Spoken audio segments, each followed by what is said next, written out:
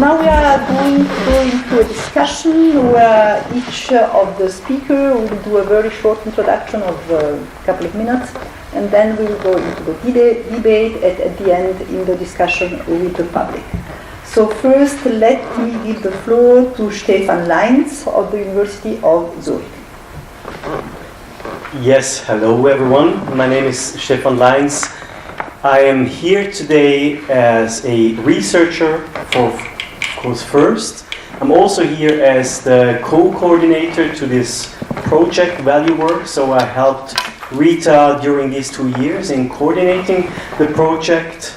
And I'm also here as a citizen of Switzerland, because what I have learned from the project affects me as a Swiss citizen in critical ways, and also made me a kind of a even probably more concerned Swiss citizen. In September last year, we all had the chance from the project to visit Zambia and got to talk to a lot of experts and activists in Zambia. And just 2 weeks before this journey, I was actually sitting in the fancy offices of some of the Swiss commodity traders that kind of helped me to explain their everyday practices and their businesses, or the way of that they are doing business.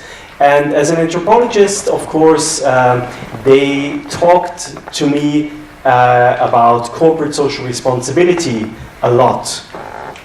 When I was in Zambia at the Copper Belt for a few days later, after with the research team afterwards, this corporate social responsibility did not seem so visible to me anymore. And the activists we talked to were talking about the ways transnational companies actually rather undermine their work, whether it be on ground or at courts. Members of the communities living close to the mines showed us how the mine affects their everyday lives, often causing severe health issues and environmental damage.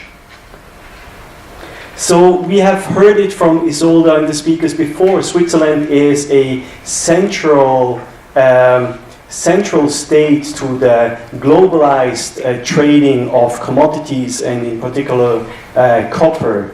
And yet Switzerland acts as if it was a rather small and insignificant place with rather little impact. And I know this narrative from my previous research I have done on Swiss bankers. Switzerland is very good in portraying itself as rather provincial place, which is not really at the heart of things.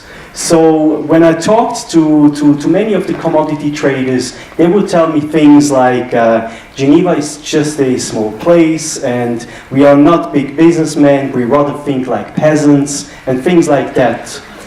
Such a depiction might sound nice, but it is actually rather dangerous when coming from such actors. Because just as the Swiss bankers, Swiss commodity traders are not operating on the periphery of global markets, but in the very heart of it. Their actions govern material flows of goods as well as financial flows. So they are thus at the center of the organization of transnational supply chains, and in doing so, crucial to the shaping of global inequalities. Taking that into account, it must be clear, it is clear that we must raise the question of responsibility. Of course, these actors are not responsible for precarious working and living conditions in and around the mine of Zambians alone. As our research has shown, mining companies, shareholder rationales, estate-based investors, politicians, and local authorities contribute to that as well. But as the global center of commodity trading, Switzerland must create an environment where responsibility is taken seriously in the private sector as well as in the political realm. The narrative of Switzerland being a small actor in a large global setting simply does not add up. What we thus need is a discussion on how to supervise the activities of commodity traders in order to allocate responsibility. This discussion needs to involve not only companies active in mining and their host companies, but also the traders and Switzerland as a country that benefits from these inequalities by hosting these companies and neglecting a need for proper supervision. Yeah, thank you so much, Stefan. So you said you were down in the copper belt in Zambia. What struck you the most? What is the thing that really you said, wow, I did not expect that? Is it a matter of regulation? Is it a matter of transparency? Is it easy, for example, to follow the route of the copper, to know, well, okay, it is extracted here, and then the harbor is there. How does it go from the mine to the harbor? What are the things that you saw the most? Well, just to give you an impression as a very probably naive anthropologist coming to Zambia for the first time, I was really, being interested in the dynamics of capitalism, in the dynamics of transnational financial and material flows. I was first struck in the way, when you are in the copper belt, you see that not even the things that I would have considered to be easy to change were changed. Consider, for example, we were talking to the activists, and you see like the issue with the water pollution, the air pollution, things that many experts told me before. This is actually, I mean, if you make something to prevent water flowing from the mine to the communities, in doing so, you don't question the global transnational flows and markets and so on. So it's actually quite an easy thing to do. So I was quite surprised that not even the things that I would have considered to be easy to prevent in order to help people living around the mines and working in the mines were done. So that's the first thing that really struck me. The other thing that you that you mentioned in the way value chains are organized, and I can only ask you to join the symposium tomorrow, because I mean, this question created a lot of trouble for our research project. We had these discussions. Is it even appropriate to talk about chains? Is it even chains? Because we have to, if we talk about chains, we have to differentiate between at least three chains. There is the material chain, which is Switzerland doesn't play a role in the material chain of copper delivery, but of course Switzerland does play a large role in the financial chain of how copper is in the copper chain. And then again, you could think about the legal chain, which goes via the UK and not via Switzerland. So to follow this chain has been an ambitious and probably almost impossible project, which we kind of were aware of. Thank you so much. Now I would like to turn to Marja Hinfelaar for some input. Right, thank you. I've already done some input, so I'll keep it short. I will represent a little bit what Dil Mudenda would have wanted to present here. Dil wrote a paper together with Manenga Ndulo and Mayo Bulawayo, all three trade economists in Zambia. And they were fascinated by this story about what's the effect of financialization of this copper value chain. And they were looking at it in a way of how does it influence copper prices in Zambia. And they found it has led to very unpredictable pricing, also increasingly difficult to explain the copper price and the value of copper exports in terms of market forces.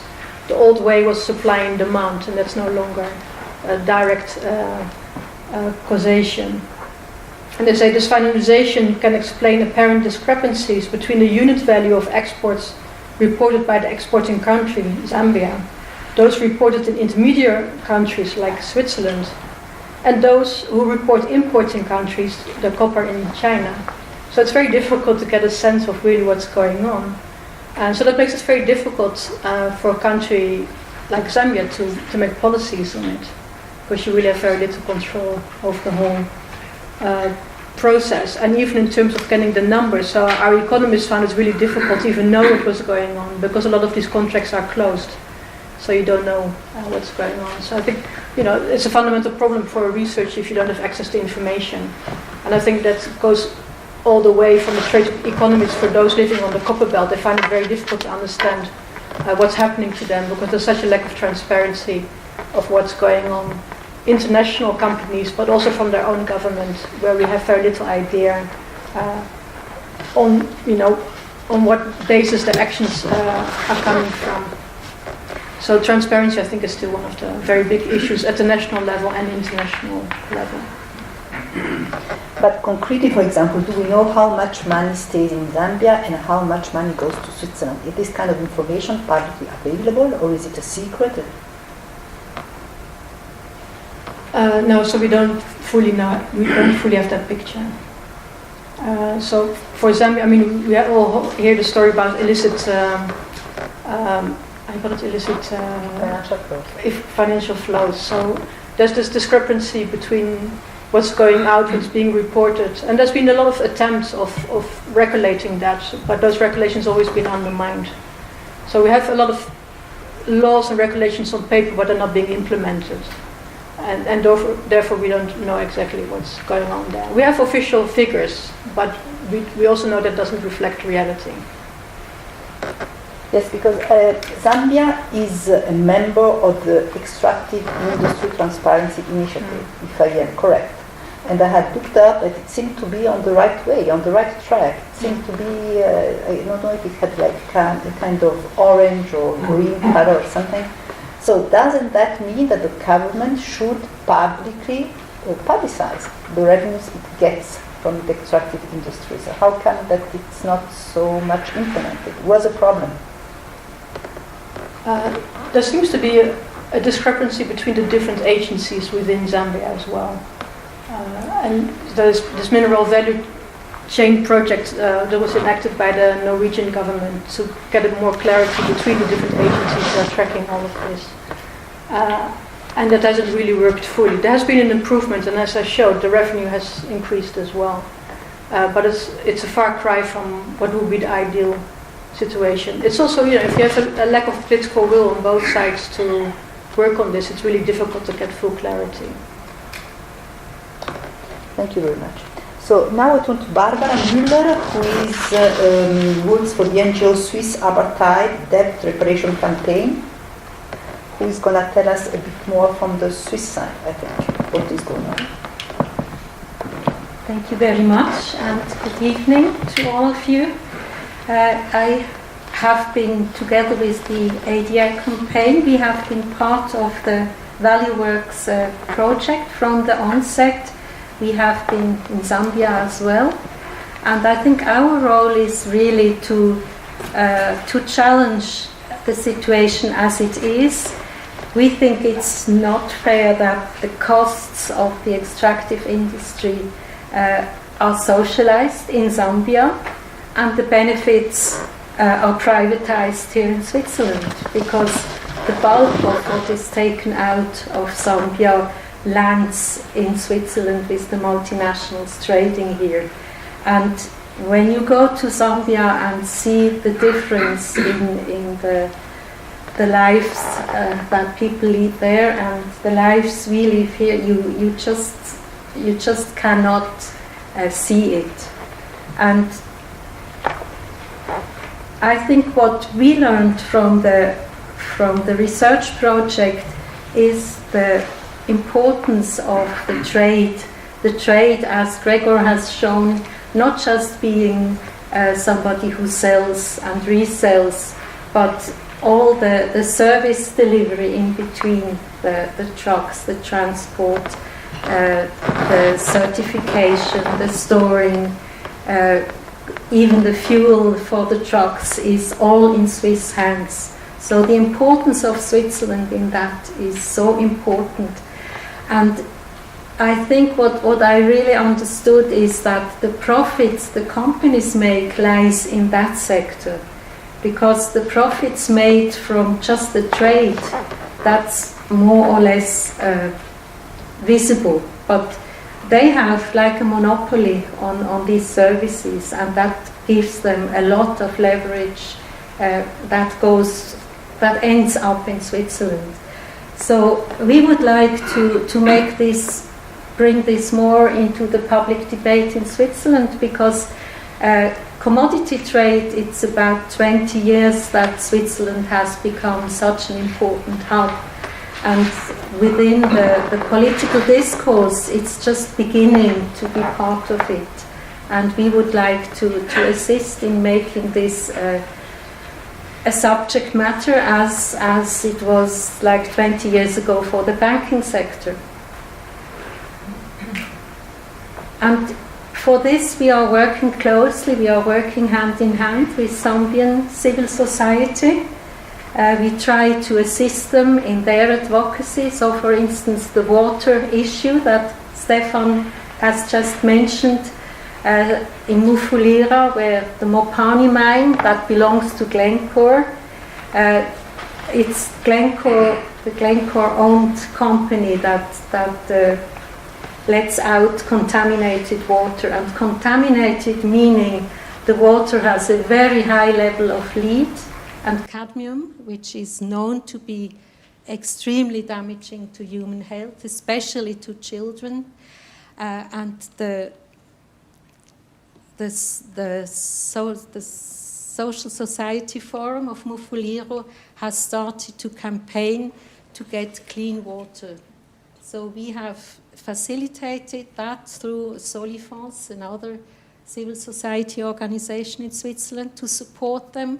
And we will also do advocacy here in Switzerland. Because as Stefan said, it's a technically makeable thing, and it should not be necessary to even have to make a campaign on that.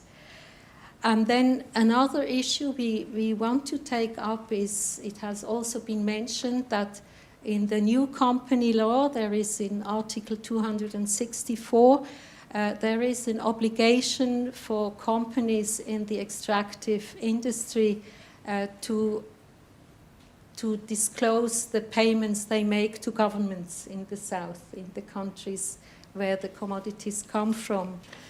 And there is a debate on whether it should only include the extractives or that trade should also be included. And we think it's really indispensable that trade is included, because trade is very susceptible also to corrupt practices, especially if you are in a position of a quasi-monopoly.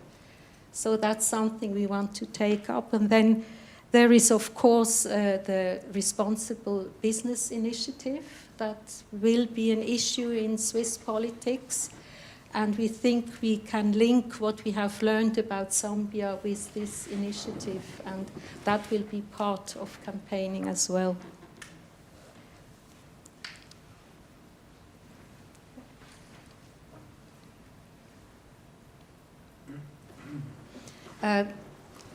And as we have also heard, the Swiss government in its commodity report made it very clear that they don't want binding regulations. They rely on voluntary regulation, which is no regulation at all. It's just trying to convince companies to have the goodwill to improve the situation. And I think the past scandals that we have seen in the commodity sector and in the trade sector as well, it just shows that the will is not there, that there needs to be some sort of forcing them to comply with human rights, to comply also in the environmental laws. So I think we need to do campaigning around this, which will not be easy given the very clear rejection of it by our government. But we have seen it for the banking secret, where it seemed to be impossible to achieve something, and Switzerland continues to be a financial banking place, even if they had to concede on that. And I think the commodity sector will survive, even if they have to comply to certain rules. Yeah, thank you very much. Concerning the report by the Federal Council that you were talking about, indeed it says that it will regulate the trading sector that, as we saw before, represents 540 multinationals here, only if other countries first do. It doesn't want to act alone, it doesn't want to be the first one to do it. So, I mean, in order to level, right, the playing field. But isn't this comprehensive from a government who wants to preserve its economic interests? Wouldn't Switzerland be disadvantaged if it acted as a first country without waiting for others to do it, to be the only one, the prosecutor? How do you see the thing? I think Switzerland is really asked to be the first one because no other country has such a significant position in the trade. So Switzerland always boasts of being the first in many instances. So I think it would help the reputation of Switzerland. Switzerland is being seen as a cherry picker. It's being seen as a country benefiting from all others. And given the fact that this is the most important commodity trade center, I think it would be quite the adequate thing to do. And then you mentioned the initiative for responsible multinationals. In German, it's COVI, Konzern Verantwortungsinitiative. I don't know if everybody here knows what it is. Can you say maybe in 2 words what it is about? Yes. The initiative was launched by a large coalition of NGOs and civil society organizations in Switzerland. 80 NGOs. I think it's even more now. Yeah. And it demands that companies who violate human rights within in their business activity, that they can be taken to court, that the victims also have a way of getting remedy. Yeah, and it also requests, to inscribe in the Swiss law a provision that says that if they harm the environment, that the Swiss companies have to adopt due diligence processes along the whole value chain to prevent violating human rights and the environment in the countries where they operate. Yeah. Now I would like to turn to the only representative here of the trader, namely James Nicholson from Trafigura, and I would like to ask him if indeed a company is obliged by law to act in regulating and in assuming its social responsibility, or if it can also do good things voluntarily, because this is a debate of tonight actually. Absolutely. Thank you very much, and thank you all very much for your time this evening. I'm very, very fortunate because I'm speaking after many distinguished speakers have already spoken. So what I'm going to do is actually just pick off a couple of topics, and I'm afraid my style is to be quite direct, and I think that's probably welcome given time is short. But if I may, firstly, this discussion is just massively important, and I can't emphasise that enough because. Well, for several reasons. We're in Switzerland, and indeed the conversation in Switzerland has reached a critical level. Today, as many people are aware, is 70 years since the Universal Declaration of Human Rights. So many of the topics discussed so far, zero in on the topic of human rights, and that is so important to all of us. And to be absolutely clear, we need to move on from any light conversation, whether it's corporate social responsibility executives or whatever, and actually talk about the fundamental impacts at a human level. And I hope to touch on that in a moment. I would challenge the suggestion that any trader views trading in Switzerland, or Switzerland as a provincial jurisdiction to do business. I really am. I have never heard that before, and I find that incredibly surprising in such a globally focused industry. Let us also not forget, I think, the earlier statement, the fact that trading will evolve, and there will always be a need to trade. There is a huge value that trading can bring if it is done properly. So I'm just going to bring that back to transparency, if I may, and I really want to zero in on the topic of regulation.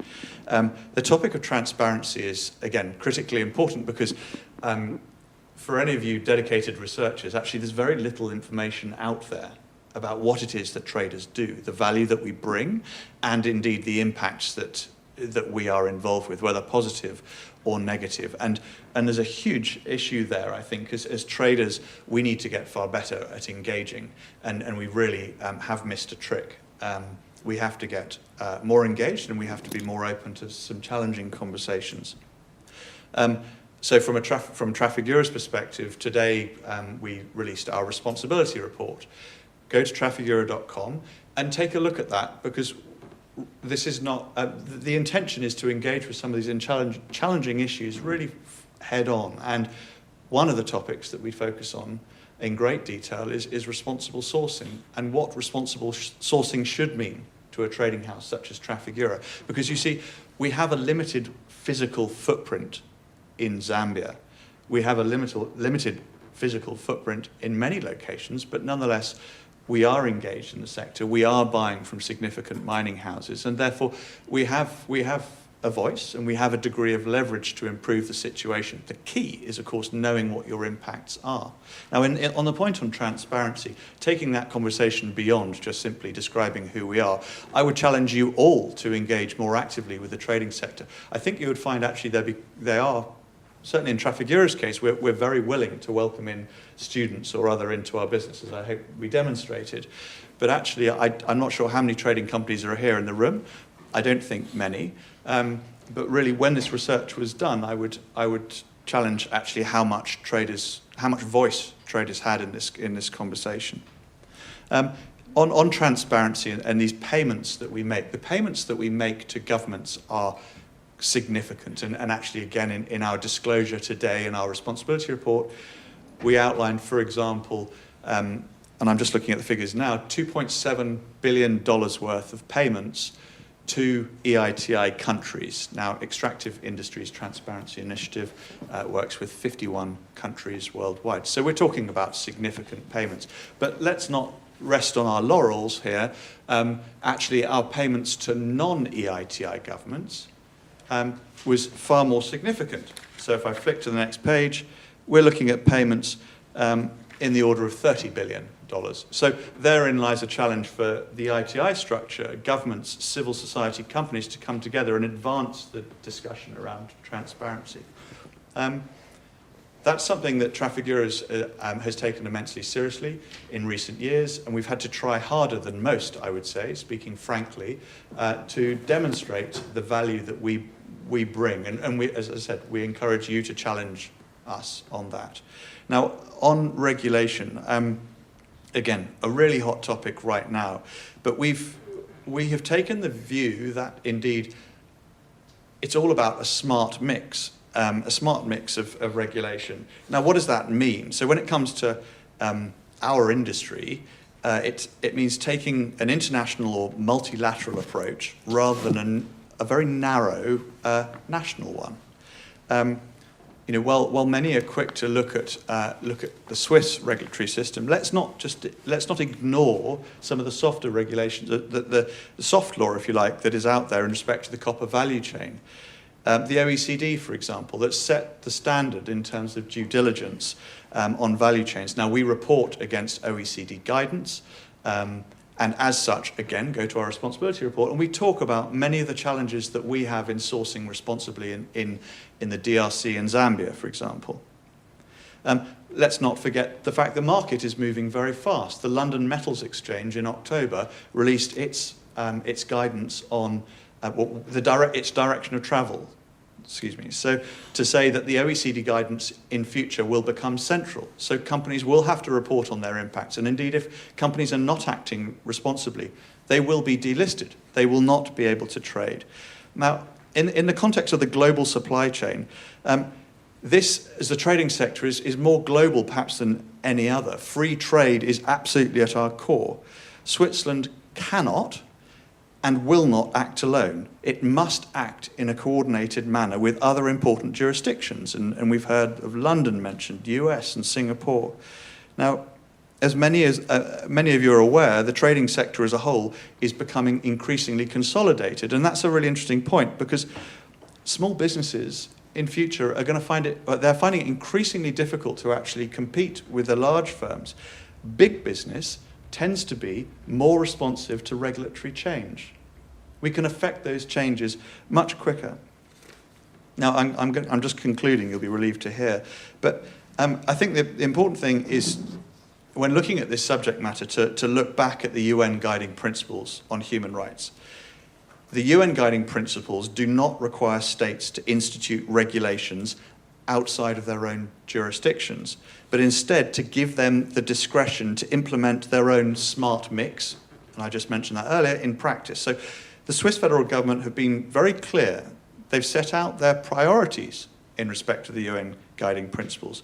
They've released guidance explicitly focused on the commodity trading sector, as has already been discussed. It's now more important than ever that trading companies like Trafigura step up to the plate and show that they're aligned accordingly. Equally, we have to know that we are meeting those standards. So again, I'll encourage you to look at our responsibility report, because that includes some very real issues that we're handling. And to be clear, we do not intend, or we cannot handle these issues alone. We're looking to good guidance and smart conversations, smart regulation if necessary. Yeah, thank you, James. For those who are not very familiar with the subject, can you explain in a few words what is this EITI, and does it apply only to extractive industries or also to traders like yours? Because then you made the difference between EITI countries and non-EITI countries. Can you just elaborate? Yeah, and it's so difficult in these conversations. The last thing I want to do is send you all to sleep and get overly technical. No, but not too much. But just nonetheless, the EITI was originally focused indeed on extractives. Now, from a trading perspective, some years ago, in fact 2014, Trafigura took the position to make disclosures relevant to its purchases from state-owned enterprises for oil. Now, we did that in 2015. We've done 4 years of disclosure. These disclosures are significant. We have set the industry standard on disclosure for trading companies relevant to oil. Now, interestingly, at the moment, the conversation is beginning to pivot to metals and minerals, and organizations such as the EITI Secretariat, and equally very active NGOs such as the Natural Resources Governance Institute are starting to look at how our learnings from oil should be transposed to metals and minerals. So I do think that's happening fast. We would encourage other trading companies to follow the model that we have set out in respect of disclosures, and because it enhances the debate. It enables the people of these resource producing countries to see these significant transfers of wealth. And that makes them better armed to ask searching questions of their governments. Right. So you disclose the payments that you make to those governments. That's Correct. What you do, right? Indeed. And what is the position of the Swiss Trading and Shipping Association? That is the umbrella organization of the traders that is based in Geneva. I know that Trafigura left this association. Why? Can I answer the first part of your question? To be clear, I can't speak on behalf of the Swiss Trading and Shipping Association. Why did you leave? Trafigura left the organisation some years ago because at the time we felt we weren't aligned in the direction that we were going in respect of broad transparency and indeed specific transparency relevant to payments to governments. But let's bring forward the conversation to right now, and I think the Swiss Trading Association I know they're directly engaged in this conversation. They work with the EITI Secretariat. So I welcome that, and I certainly welcome the move by other companies in the sector to make these disclosures as well, because it's enhancing this debate. Right, so you found that they were not transparent enough, basically, at that time at least. At- That's at what the you're time, saying. that was the case, Okay, and yeah. now they are moving forward, according to you. I believe so. That's yeah. what you're saying, okay. Now, I would like to turn to Jean Roussiot, who is the representative of the Swiss authority at the cantonal level here in Geneva. He's member of the Grand Conseil of the Canton of Geneva, so the cantonal parliament, and he's also vice president of the tax committee. So he's the best person here to tell us what goes to Geneva, what goes to other cantons, how to regulate, etc. Please, Jean. Thank you. Good evening. First of all, I would like to thank you for the invitation. And it's a real honor for me to be here with you. As a former academic in this university, it's also a pleasure to participate in this roundtable on a such crucial, such important, such centric subject in terms of relationships between social justice, environmental challenge, and economic sustainability. Also in terms of international solidarity and in terms of the relationship between the global south and the global north. As Isolda just told you, I'm here because I'm member of the parliament of the canton of Genève, canton of Geneva, and member of the commission fiscale, the tax committee, and of the commission de contrôle de gestion, which is the committee which controls the state policies in terms of accountability, but also in terms of image and of risk management. And having this hub here is also an opportunity for Geneva, but also risk. Both commissions are implicated in the Geneva state policies of welcoming transnational companies and organizing the commodity trading hub. In the tax commission, we are right now negotiating in a new Geneva law for reform for enterprises corresponding to the new federal law called Réforme fiscale fédérale et AVS, which will be voted in a few months, in the same time than the initiative we spoke about before. These laws are the consequences of a big pressure made by OECD's countries and the EU in order to make Switzerland abolish the special status for transnational enterprises. The goal of the Swiss and Geneva dumping policy is to attract the big number of transnational and trading companies possible. For OECD, this special status will give advantages for transnational companies, constitutes an unfair competition and unfair concurrency. That's true. But the new proposal, which are less unfair, are still very competitive for Switzerland and for Geneva, and it will be also a very new opportunities for Geneva to welcome other trading and other transnational companies. All these reforms are to be understood in the framework of what we could call a trade war, and the competition between countries, between European Union and Switzerland, but also between countries of European Union and between countries of OECD themselves.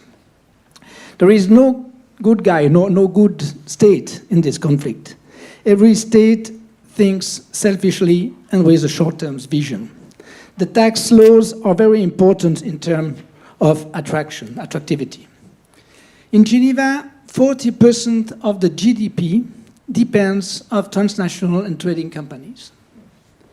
And for me, as a Geneva politician, it's a very big risk. And Geneva itself is playing a tough role in this tax competition between cantons. From an economic point of view, it seems to be a good news, but it seems to, because it seems to stimulate the growth.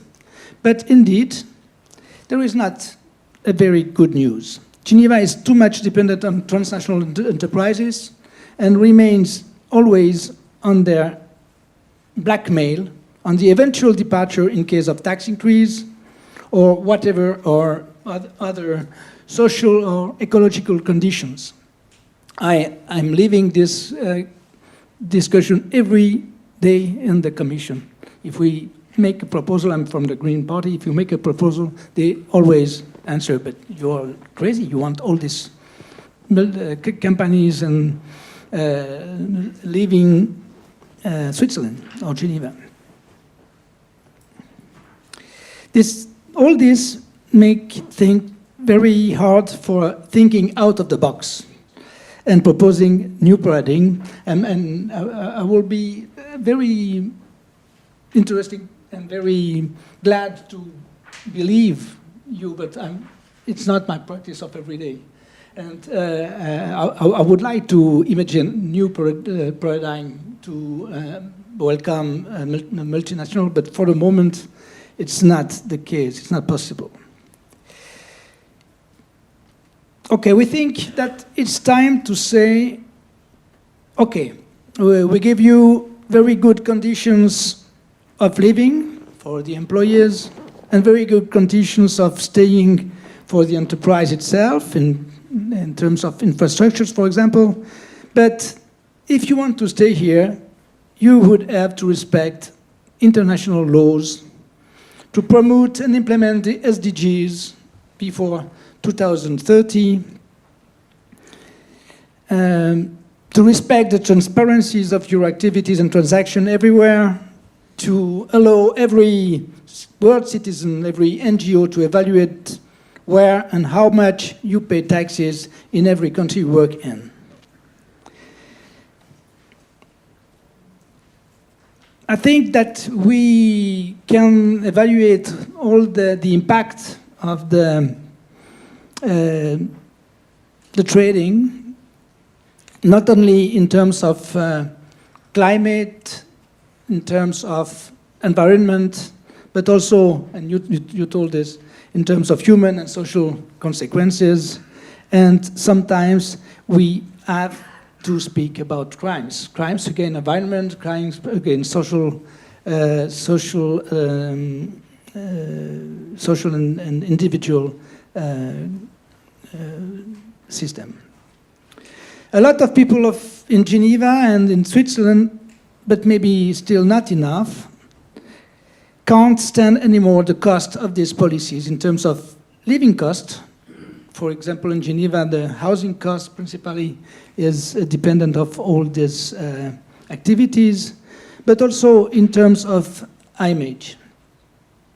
There is no win-win anymore, and I think that we have, as I told you before, we have to think out of the box. I can tell you, but maybe it's not a scoop, that as a Green Member of Parliament, I have no chance to be heard, less to be listened. The Greens support the popular initiative for, you know what is an initiative populaire, I guess. It's the system of direct democracy in Switzerland. For responsible multinationals, we support the transparency of transactions for the whole commodity sector, including trading, ethical economic promotions, fair tax policy, by refusing the new federal tax reform, and probably we will refuse also the cantonal law, the creation of supervisory authority, commodity market, etc., etc. We are sure that another globalization is possible. But I have to be frank, we are not in a position to convince a majority of the parliament even to enter in discussion. And that's very, I'm very disappointing of that, because I am sure that it's not possible to make a negotiation result, a good result in the negotiation for all this in this next months. But I would like to enter in discussion to, for example, on certification of the companies and the trading system, and to let the member of the parliament decide what kind of multinational or what kind of companies we want to welcome in Geneva and what kind of company we refuse. The only thing that can be negotiated at the moment is the level of the tax, but I think that we are still in the box, and this box is not very interesting. We also discussed some compensatory measures, but it's not very convincing. Nothing less. I'm sorry. Thank you. Yeah, thank you, Jean. I just would like to go back to this issue of taxes, because now with this new law, Switzerland would be in line with the requirements by the OECD, right? But don't you think, as a Green, you are a member of the Global Green, you are a member of the World Democratic Forum, etc., do you find that the taxation rate that Switzerland is going to apply to multinational corporations is a good one, or is it still too low? I mean, because Switzerland is still going to attract... No, it's really too low, because the idea of the government... How much is going to be, first of all, for Geneva? For Geneva, the discussion is 13 dot... Well, 13 something, yeah. Between percent. 13 and 14. And yeah. we just discussed yeah. this. But we could enter in discussion with maybe 16, but anyway, that is not a good way to think. It's too low. It's too low, but it's not the way we have to think. It's not just the cursor in the international competition. Yeah. There is no idea of what kind of trade, what kind of enterprise we need, and we want to promote. So we can discuss about the tax level, but it's not really the point. Okay. Okay, thank you. And plus, because it's low. It's too low. It's making Geneva at risk. But it's not the question. Yeah. Okay, so thank you very much. Now, before opening the floor to the public, I just would like to go back to the panelists here. Does anyone have a reaction to what has been said up to now? For example, we have the representative of Trafigura, who basically is saying that they are doing everything right, more or less. At least, no. They are trying to.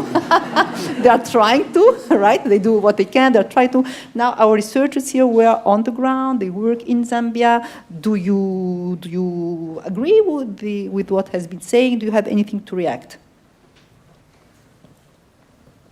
I don't know.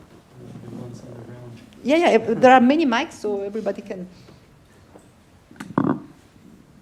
I think I expected that Trafigura would present themselves as a very good-willed company, and I think they have been trying to get that image also.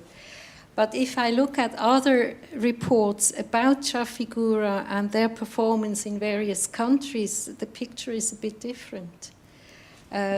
Trafigura has been implicated in the Petrobras scandals. Trafigura, I've seen, they have been giving loans to the Mugabe government in Zimbabwe.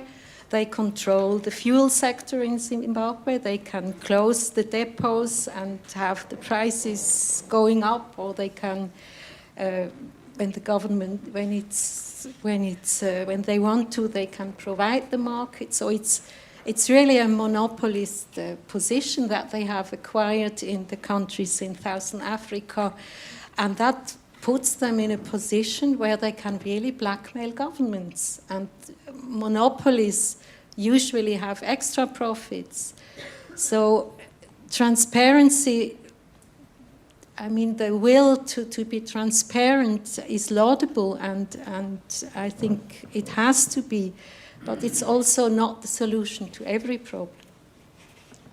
Yes, if I can turn to James, how come that despite all these transparency measures, you are caught in the Petrobras scandal in Brazil with this corruption that has come out just these days? I think it's today or yesterday. What didn't work? Sure. Maybe it was before 2015. No, I don't know. Well, what I won't. Yeah. Sorry. What I won't do is engage directly on that matter, if I may, because Don't I'm not qualified to do so. But what I would encourage you to do is go to our website, where you'll find a statement in respect of this this issue. I'd like to actually bring it back to your statement, which is around your earlier statement, which is, Trafigura the suggestion that Trafigura is painting a rosy picture and is not engaging in the many different challenges that we face in challenging jurisdictions that we operate. And I do believe we can challenge that quite clearly, and I would encourage you to look at the details of our report, and as I said earlier, to actually come to us and engage, because, and I have to be careful what I say here, but so often statements are made without simply engaging, and Trafigura has made its position clear. We present what we believe our impacts are, some of the challenges that we're facing, and we accept absolutely that there's a huge amount of work to be done. We are not trying to paint ourselves in any particular light. What we are trying to do is to provide you, our stakeholders, the rights holders, with the ability to question how we're operating, and clearly for us to respond to that. So I think it's very important, again, to say we've got a long way to go, and we accept that. We are operating we're operating off the back foot from a sector that hasn't engaged in the past and hasn't been challenged, perhaps enough. So the key is, I guess, opening ourselves up to these conversations, and if necessary, we get some critical remarks. But in the long term, I think we're going to be much stronger for it. So you mean it's a new sector? It's a new, no, it's not a new sector, but it's opening up recently. Well, yeah, and this is really important. Why? People forget that people work for these companies. People with families, with values, not evil beings. I personally have lived in Switzerland for 7 years. I take this discussion incredibly seriously, because I hope that my children can continue to grow up in Switzerland. So I think that's really critical, and that's why for me it matters so much to actually engage on these issues. And yeah, as I said, we're starting from the back foot. We have a long way to go, but I think the conversation is certainly improving. But Trafigura cannot do this alone, right? So we look to others in the sector, as we look to civil society and to academics to actually contribute their views, rather than contributing purely criticisms off the back of hearsay or rumour, because that's not how to progress. So I welcome the earlier view. We have to think out of the box. And if that means radical transparency, then indeed that's what we have to explore. But let's take this back to the financialization, right? Trafigura has about 130 banks worldwide. We rely on $57 billion worth of finance every year. It's the lifeblood of our business. So the questions that we're receiving from you, the increasingly pressing questions that we're receiving from our banks, are all contributing towards a very rapid uptake in performance and positive results. Thank you so much, James. Now I would like to open the floor for discussion, and to do that, I would like to call to Raffaele Morgantini from CETIM in Geneva to just give a very brief introduction. From here? Yeah. Good evening. Thank you very much for inviting us to this debate and for giving us the floor. My name is Raffaele Morgantini. I work for CETIM, which is a human rights organization and research center on North-South relations, and we are active at the United Nations Geneva on the issue of corporate power and corporate impunity. I would like just to bring some inputs to this debate, and I will focus my short intervention on the debate between binding norms and self-regulation and voluntary norms. Maybe not everybody is aware, but since 2014, at the Human Rights Council in Geneva, an international process of negotiation is being held, aiming at elaborating an international binding treaty on transnational corporations with respect to human, labor, and environmental rights, with two goals.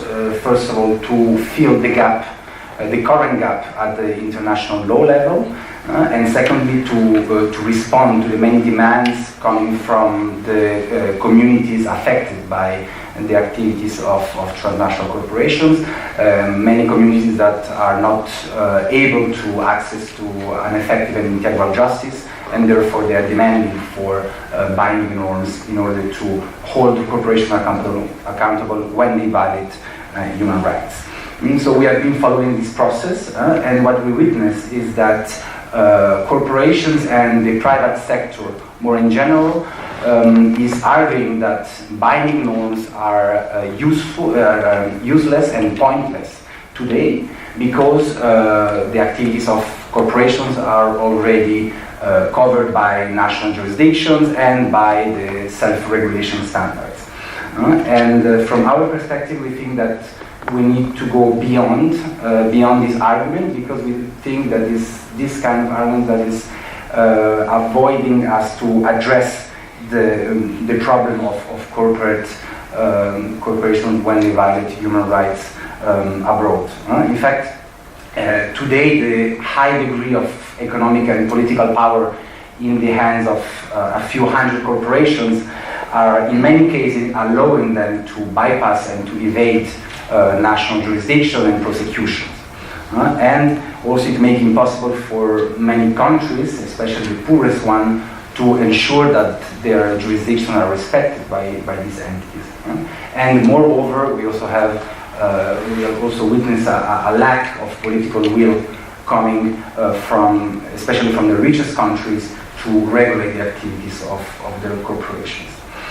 There is a clear example, is the Rana Plaza example. I don't know if you know about it, but a few years ago, is the collapse of this textile industry that left thousands of workers dead. And I would like to remember that all the factories that were selling clothes in Europe, they were known as socially responsible factories, and they were all covered by the Business Social Compliance Initiative, which is a voluntary code of conduct for corporations.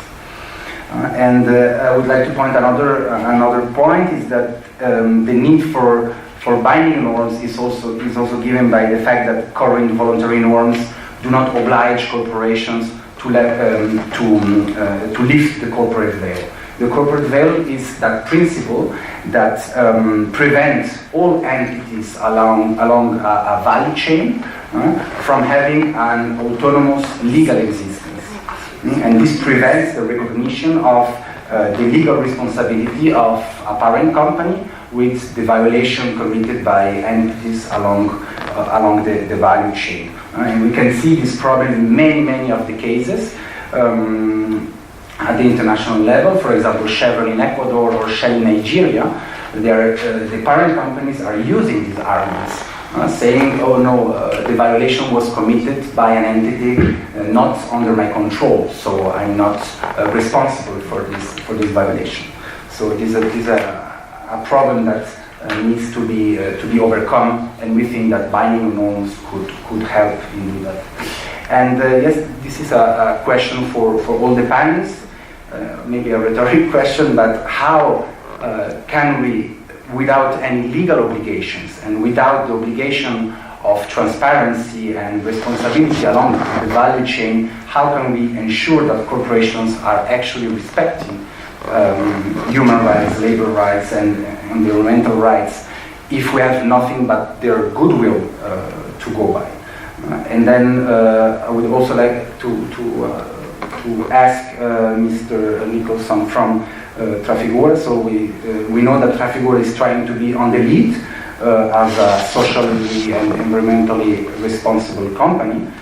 And having said that, would you then be in favor of elaborating binding norms for corporations? because if your company or other companies are actually already implementing these self-regulating norms, why not elaborating binding norms for those companies that are violating and not implementing the self-regulating norms? And so that's it for my part. Thank you very much. Thank you, Raffaele. Before giving the floor to James, once again, I would like to take up a couple of more questions from the audience. If you could identify yourself, it would be very useful, otherwise, as you wish. The gentleman there. There is a mic there. It's going around. Thank you very much. My name is Reparation. I work for the Federal Department of Foreign Affairs on all these commodities and business, commodities and human rights issues. And I've been working on these two documents, this report plus the guidance you have mentioned before. One comment, general, about what I've heard now, and as well one question.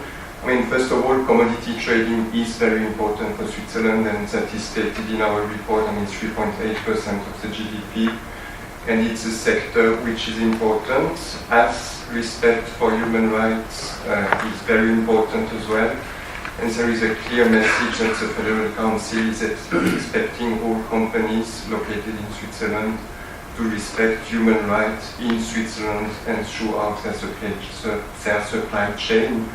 And this is explained several times, and we have as well a national action plan, which in 68 measures details all the measures that are taken by the government to assist companies to implement their obligation to respect human rights. Regulation, I've heard that we are against regulation in the commodity trading sector. I don't think the debate is really right, being against regulation or in favor of regulation. We have a smart mix. We observe what is happening in other jurisdictions. We shouldn't be naive as well. There are delegations coming from Singapore, for example, to Switzerland, asking trading companies what they need and what they would like to have for them to move to other jurisdictions. So we have to be very careful. We promote good practices, like with this guide, which has been developed together with NGOs and commodity trading companies. It was a work for about 4 years. Companies, the Swiss Trading and Shipping Association, Agora has contributed to this work as well. And this is really now a tool that we are trying to promote as a good practice within the OCDE. And it's a tool which is aligned to all these international standards as well. So we work in this sense. We try to promote good practice, observe what is happening in other jurisdictions, and really try to find a smart mix and to find a solution that works. Because if we suddenly decide to put very high rules and we have company leading, we just lose the chance to have a dialogue with these companies, which are actually key for the implementation of due diligence in human rights. As well wanted to tell that research, events like this evening is something which is extremely important. You know that there is a lack of data regarding commodity trading. It's true, yes. And this is something we recognize as well in our report that has been issued 2 weeks ago. And there is a specific recommendation on this, so we more than welcome to listen to current research, see how this can be assisted. And now I come to my question as well. What's the main difficulty you have found while doing this research? Why is it so difficult to get this data, and what was the biggest challenge you have encountered? Thank you. Before going back, we take up one more question. Maybe the lady? The ladies first. All ladies first. All ladies first, yeah. Thank you very much, and thank you for being here. I'm part of the research team, but I work in another life, I worked on corporate social responsibility officers.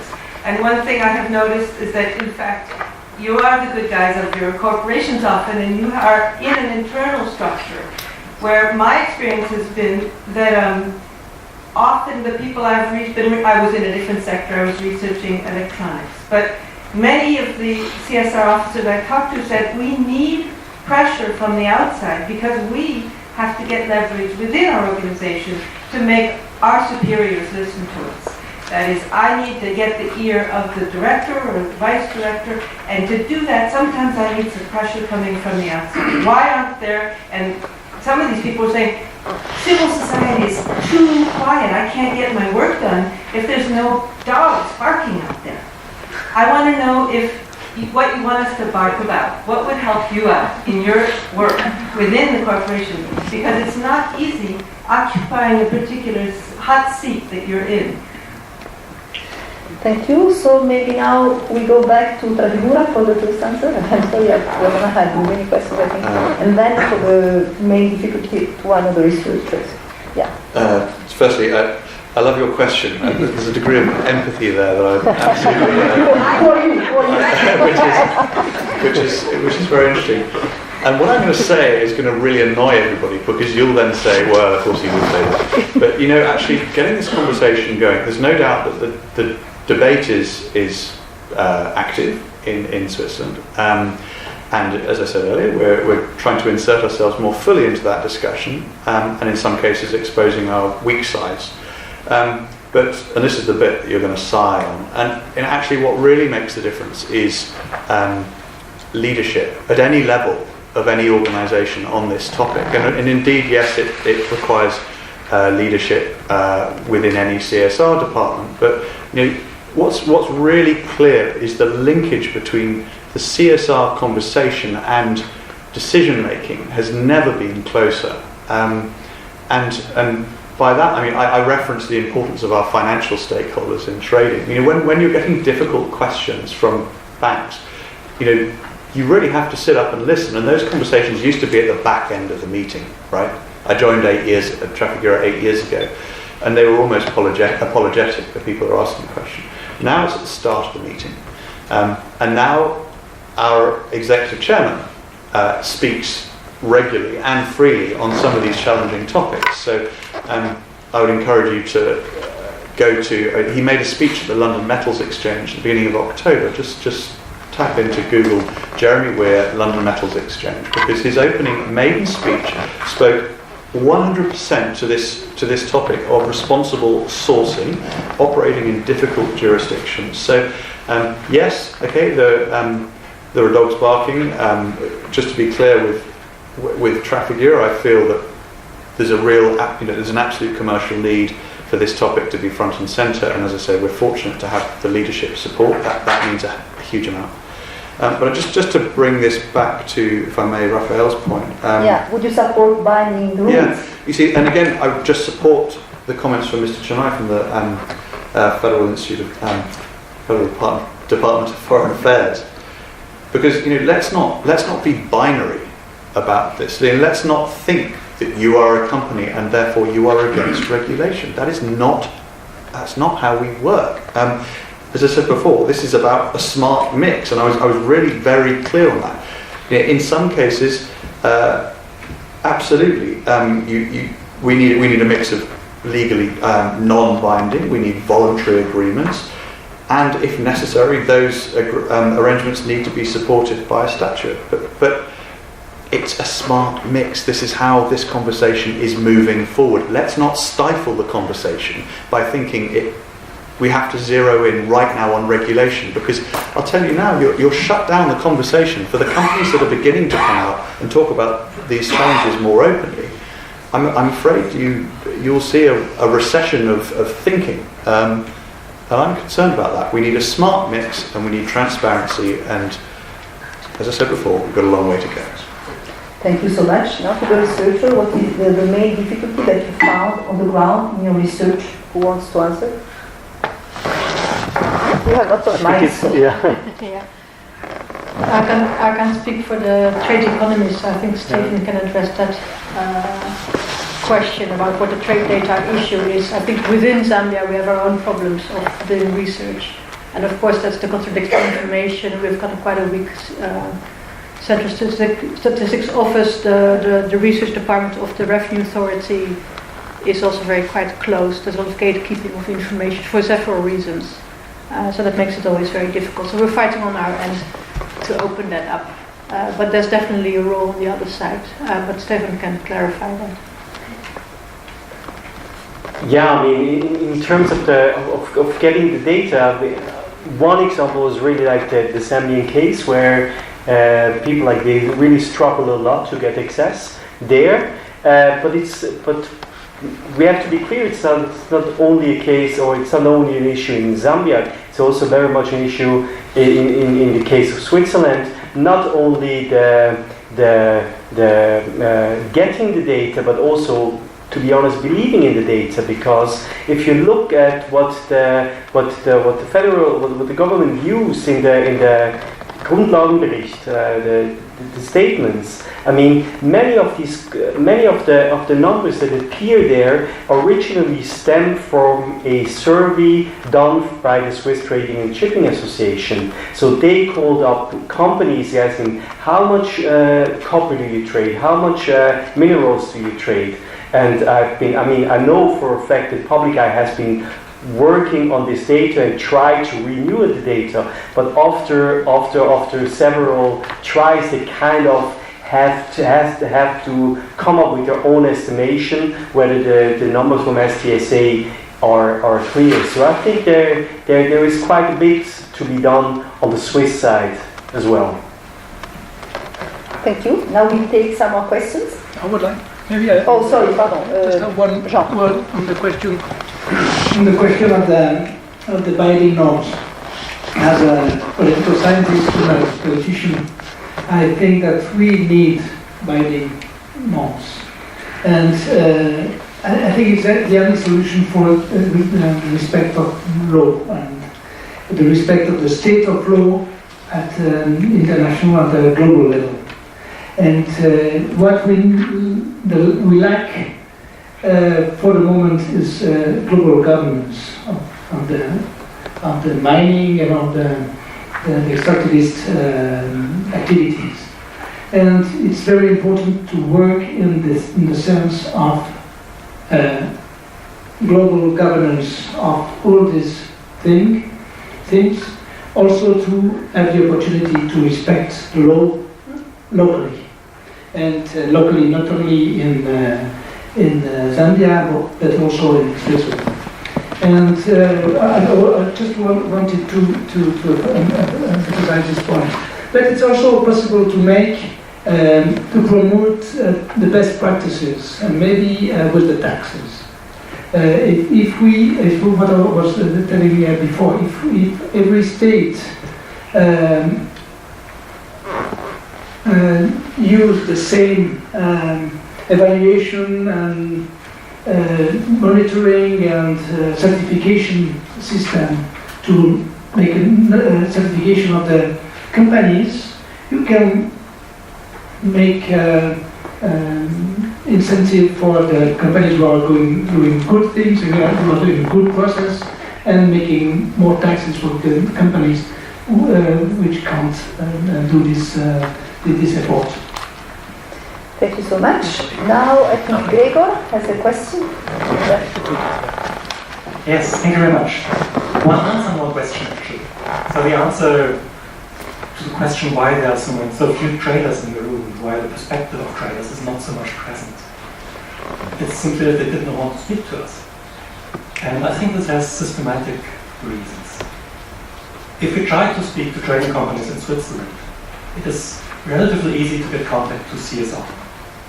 But I got the feeling that CSR also serves as a bulwark to protect the rest of the company from inquiries. So speaking really to people who, on a daily basis, trade copper, know about infrastructure problems in Zambia and so on. This has proved to me impossible in Switzerland. So I might have just picked the wrong people, but I suspect it has, but it's always, you never have a reason to speak to researchers. They're always annoying, take your time, keep you from a job you're well paid for. But on the systematic level, it's also, I think it might be short-sighted, especially if you speak about a public conversation. But my question, I'm afraid also to James Nicholson. In the 2017 public report, Trafigura Group gives an overall corporate tax rate of 8.4% globally. Speaking as somebody who is head of corporate responsibility and who is a citizen of the country, do you think that is enough? Do you think that a company can actually take its social responsibility seriously while paying 8.4% of taxes? I know that you cannot change this, you're not going to change this. But still you can think systematically or sustainably about, is this actually what you want? How we would love the world to look like? Thank you. More questions? There were many hands up there. If you can raise them again. Thanks. I'm a student from the University of Basel, and I have a very straightforward question. It concerns transparency. What Marja said, that there is a lot of closed contracts, and I also learned from Stefan that a lot of copper is actually traded over the counter. So, is there any possibility to know how much copper is traded over the counter? And if it's a large chunk, if it's, let's say 80% of all copper is traded over the counter, then it's nice that the London Metal Exchange is actually wanting you to have the OECD regulations or guidelines, but then we're leaving out 80% of all trade. So, yeah, just wanted to clear on something. We take one more question. The gentleman there who has been waiting for a while, yeah. And then maybe the person who responds, since we are broadcasted, should maybe explain in 2 words what over-the-counter means. Good evening. My name is Müller. I'm representing Mongolian mission here in Geneva. I question the researchers. We heard a lot of figures and information about Zambia. And did you look at other countries, or do you have the indication to look at other countries deeply? The reason is, that Mongolia is also one of the extractive nations. So the copper was for decades the main export product for us, and now it's still 1/3 of the GDP and then half of the exports. And we know our own experiences with the commodity companies. We know that starting March time, Trafigura, Glencore, all the operating in Mongolia. And the Zambia, and then between Zambia and China, maybe physically the commodity companies there. But we are sharing more than 4,000 kilometers common border to China. We are delivering to the China, but between Mongolia and China is again the commodity companies. So it's showing how it works. Thank you. Thank you. So first maybe to Trafigura, what about the 8.4% taxes that you pay, and then to the research project who has now no indication to go for Mongolia. Yeah. Sure, thank you. Such an important question. In terms of the specifics, that was 2017. Today we released our annual report. So I would encourage you to look at the precise figures today, because I think you'll find the figure was higher than that. But either way, the root of your question is really around fairness. And is Trafigura's, is the fairness of our system judged by tax alone? Or should it be judged by a basket of metrics? For example, our impact. And one of the topics that was highlighted in one of the earlier slides, for example, was around the logistical capabilities of Trafigura and what we have invested in respect of logistics in the copper supply chain. And this Lobito rail corridor was highlighted. So what did Trafigura do there? Well, for years, the rail infrastructure across Africa has been substandard to, frankly, unusable. from this Benguela rail corridor, which links the copper producing areas to Angola. Now, Trafigura has invested significantly in opening that up, so facilitating the flow of commodities. And I guess what I'm trying to point towards is the wider benefits here, because the benefits are significant from a logistics perspective. We are opening up new routes that were have been left dormant for many years. In terms of the amount of physical copper or copper that may be traded on an exchange, I can't give you the specifics on that, but I would like to give you the specifics relevant to Trafigura, and that is in 2018, I believe we had between 23 and 24 counterparts who were supplying copper to Trafigura in either Zambia or the Democratic Republic of Congo. And we, again, in our responsibility report, have talked about how we have conducted due diligence relevant to this particular geography, because I think we'd all accept that this is a high-risk geography and one that commodities traders need to really focus in on in terms of the positive and potentially negative impacts associated with our business. So again, I'd encourage you to take a look at that.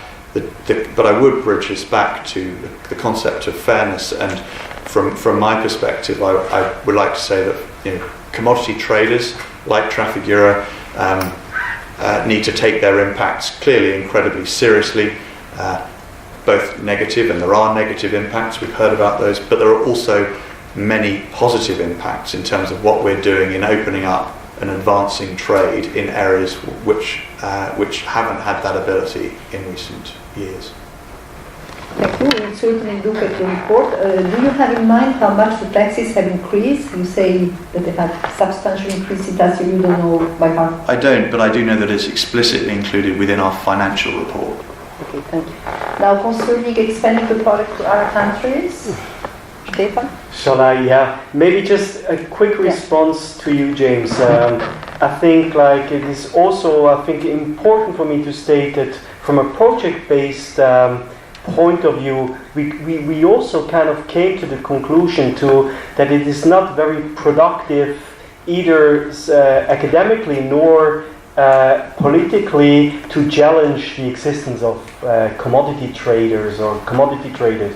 So we do believe that you do a valuable job in the sense that transnational markets do need intermediaries, and they work upon the intermediaries. So that's not the question, or not the central question to our research project. The research project is really much more, has become much more on the question, how do we want to this relationship between producing countries and intermediary countries and consuming countries to be organized, and talk about fairness, talk about responsibility, just to add to that. With regards to the gentleman from Mongolia, so I think we are happy to take up on that offer and maybe think about expanding our research to Mongolia, and particularly saying that's coming from a university with a large focus, University of Zurich, with a large focus on Central Asian studies. So we might have a talk about it afterwards. But maybe just on the selection of Zambia, and I think Gregor mentioned it in the very beginning of. So to be quite clear, Zambia is not so important for global copper value chains. It is not among the top 5 or even 10, copper producing countries. But to Zambia, copper is very important. And this is why, so Zambia in our research really stays one example, but it could be another example. I don't know whether there is a lot of copper extraction in Mongolia, but it could be Mongolia. So Zambia was just a choice, a research choice, to look at a country which is heavily dependent on this copper trade. So that's just, and it happened to be Zambia for also his reasons for the main coordinator, Ito Keserin, having a history of involvement in Zambia. Just like maybe the third thing on shall I quickly say something about the OTC? OTC means over the counter, which is, so if you trade commodities, you actually have two opportunities. You can trade it via the market, which is legally a so-called a public contract, or you can take the decision to not trade via a market exchange, and then it becomes a so-called over-the-counter trade, which is legally a private contract. So what we are struggling with, or have been struggling with in the project, is that almost all of the vast majority of the physical trade that's being done by Switzerland is so-called over-the-counter trade, which means that the prices, for example, they do not come transparent, which is much more difficult to do research on than looking at exchange places, where you at least have transparency on the trade volumes first and the price of where demand and supply meet. That doesn't mean that the commodity traders in Switzerland do not have any links to the London Metal Exchange. So this London Metals Exchange and other exchange spaces remain important in a way, because commodity traders such as Trafigura, while they may trade their copper over the counter, they still use the London Metals Exchange to hedge, for example. So there is a heavy involvement. So I think the LME is an important institution for copper traders, independent from whether they are primarily engaged in market exchange or over-the-counter exchange. Thank you so much. Unfortunately, we don't have time for more questions. I mean, we could go on for a very long time, because it's very, very interesting, a very controversial debate too. I would now like just give the floor to Barbara, who has something to add, and then to the panelists if they have a couple of words for conclusion, and then unfortunately we have to wrap up. Barbara. Yeah, I just wanted to take up the notion of smart mix. Smart mix, I think it sounds good. Because it's smart. And it seems that it means we cannot have more binding regulations. That seems to be the meaning. Because what has been proposed now is a very small thing, that the obligation to be transparent about payments to governments trade is included in that article in the company law. That's a small thing. And in the report of the Federal Council on Commodities, they said we don't need more laws for criminal offences, because corruption is already a criminal offence. But if you cannot prove it, if it's not public, if our colleagues in the countries in the south cannot follow up these figures, then how can you ever prove that corruption has taken place? So smart mix should not be an excuse of not having more regulations. I'm not saying we need to over-regulate. I'm not saying I even understand to some extent that Switzerland doesn't want to be the vanguard of regulation. But then there is in the Human Rights Council, Ecuador, South Africa, and I think Venezuela have made a motion that human rights violations should be that it should be made punishable, that if companies violate human rights. And in the report of the Federal Council, there is a clear statement: Switzerland is opposing binding regulations. And that would be within the United Nations, that would be universally applicable. And that's something I cannot understand, why Switzerland cannot at least wait and be neutral about it, but not clearly say we are against any form of binding regulations. Thank you. Do you want to conclude, add something? No, just thanks. I think it's been a great opportunity to work across the different fields. We have our own battles in Zambia, but it's very difficult to engage at the level of Switzerland. And it's interesting to hear that you have your internal battles as well, where you're also being, have to deal with the power and leverage of companies within your own environment. So I think it's a very useful conversation to have with us. Thank you. Stefan, you want to add something? I'm fine. No? James, you had so many questions, but you want to... Well, thank you again for all the questions. I'm sorry that I spoke so much. I appreciate probably companies like Agora can do more to listen. So keep the questions coming. Thank you, Jean. Thank you very much for the debate. And I just wanted to say one more time that it's very important to make more than governance, but more government. More government in the south, more government in the north. And more government means that the government have a democratic legitimacy, and the companies and the multinationals have no legitimacy of no democratic and political legitimacy, and no ethical legitimacy. Their own legitimacy is their words, their